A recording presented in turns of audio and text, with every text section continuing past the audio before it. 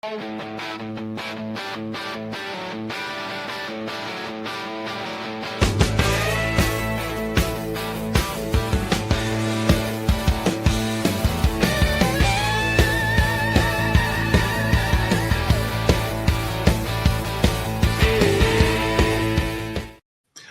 good morning. I'm Vic Senese. I'm the host of the UroPatient podcast. Welcome to the show.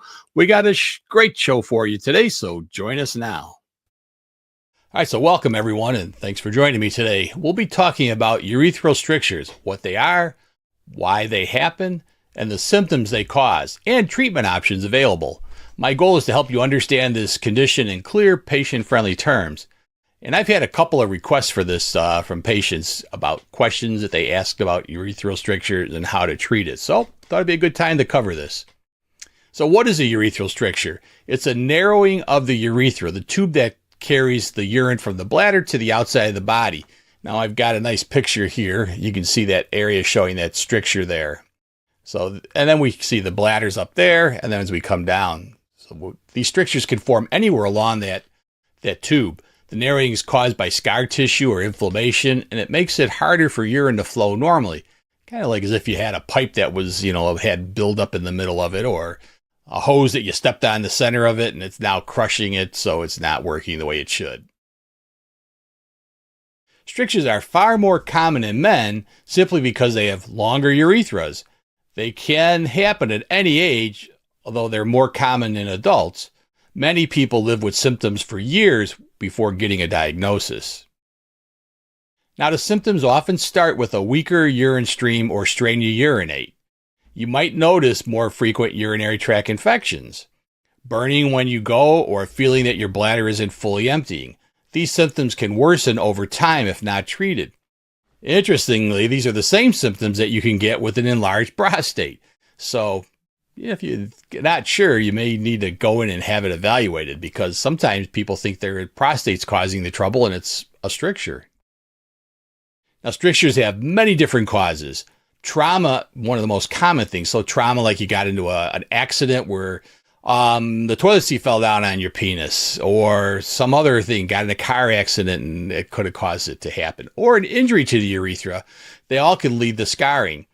Now, sometimes repeated use of a catheter or medical procedures can even trigger them. So if you've been catheterized or had a cystoscopy, not that they're high risk of having a stricture after that, but sometimes if they're done frequently enough, it's a possibility. Now, infections, especially sexually transmitted infections, are also a factor. In some cases, we never really know what the clear cause was. We call that idiopathic. Now, strictures aren't just uncomfortable. They have serious health effects. If urine isn't flowing well, the bladder gets strained and infections become more common. Over time, untreated strictures can cause bladder or kidney damage. Now, to diagnose a stricture, your doctor is going to start with a simple history and find out your symptoms. They may check how fast the urine flows doing this test called a uroflowmetry. That's where you urinate into a special flow meter and it checks how fast the urine's coming out. Interesting, I'm going to have somebody coming on my show in the near future, and I'll try to do something with you guys for UroPatient, for something that can actually use your phone to listen to the flow hitting the toilet, just the sound of it, and figure out your uro flow. That's going to be cool. Imaging or cystoscopies we've talked about in the past, where they go up with a telescope and look inside. They can see that stricture. Or some diagnostic tools like x-ray studies that use a dye. So we'll talk about those. So let's start with an x-ray study. We have an x-ray study right here showing a stricture. Now I'm going to show you where that's at, right there where that arrow is pointing. So normally the dye is filling up the urethra and it looks like that. Dye shows up white. That's your bladder up there with dye in it, so it's showing up white. And then we can kind of see it's coming down, down, down until it reaches that little narrow spot. That's a stricture. Pretty easy to see on the x-ray. Treatment really depends on the size, severity, and location of the stricture. Remember I said anywhere along that tube it could have had a narrow spot. Towards the tip, it's different than if it's deeper close into the bladder. Options range from simple procedures to more complex surgery. but the overall goal is the same: to restore normal urine flow and protect your urinary system. Now, in less severe cases, doctors typically use something called dilation. Those are those instruments that you see in the picture. I've been involved in urology for a long time, and I can remember that was the mainstay. Patients with strictures would come in, the doctor would put that rod through the penis, pop open the scar, and sometimes it stayed open. Mostly it came back, and they would be coming back 6 months later, a year later, but somewhere along the line, it would rescar, and they'd have to have that same device put through. Sometimes temporarily putting a catheter in even can help to open up the strictures, but they're usually not permanent solutions, as I mentioned. I'm going to talk about something that you can do that's, I consider, more permanent. Now, this is my protocol. So like I said, I've been doing urology for a long time. Had to help out with these dilations with those instruments. No fun for patients to go through. And I thought, there's got to be a better way. And I had always taught patients how to do self-catheterization. So I said, hey, what if we just had patients catheterize themselves on a regular basis? They could pop open the stricture with one of these devices, a simple urinary catheter. These self-cats, we use them for people that can't urinate. So that's what I did. I came up with the protocol, talked over with my docs about trying it. And I had everybody convinced. I work with a group of urologists. They all started doing this dilation, self-dilation. Now, it doesn't work for all strictures, but for a lot of these simple ones. So let's talk about how this works. So what I do is I have them dilate with, now you can see they have different colors there: green, red, blue. The color has to do with the size. Most commonly, you want to have at least the green, which is a 14 French. 16 is about the normal urethral size. If you've got a really tight stricture, you might start with the 14 or the 16. The red one's the 18. It's a little bit bigger. So depending on the size, I would figure out which one to use. And I would have them catheterize themselves daily, once a day, for 4 weeks, popping through that stricture. Now, once we've opened it up, usually putting a catheter through it for the repeated times, not too bad. Sometimes you'll feel a little pressure as it pops through. So kind of take my catheter out here and see if I can do a little demo of what I'm talking about here. So what we're doing is we're catheterizing, and we're pushing. And then when you get to that stricture, it may take a little bit of a push, but it'll pop right through. Let the urine drain out, remove it.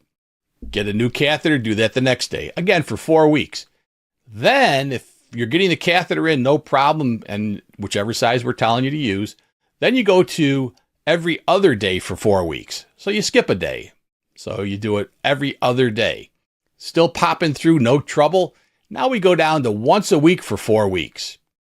Again, if after 4 weeks you're able to pop this thing through, what you probably did was create a scar that's open, big enough to urinate through, and doesn't require further catheterization to keep it open. So you want to scar it open. That's kind of working with the scar that's going to form anyway. Now, if you start having difficulty anywhere in the process, you just go back to the previous one. So you go back to the every other day or the daily and then work it through. But I've had really good success with this routine. So talk to your urologist about that if you have a stricture and you want to try this, see if they're agreeable to it, because again, I've had a lot of good success. And I'll also have this protocol in the handouts on the website.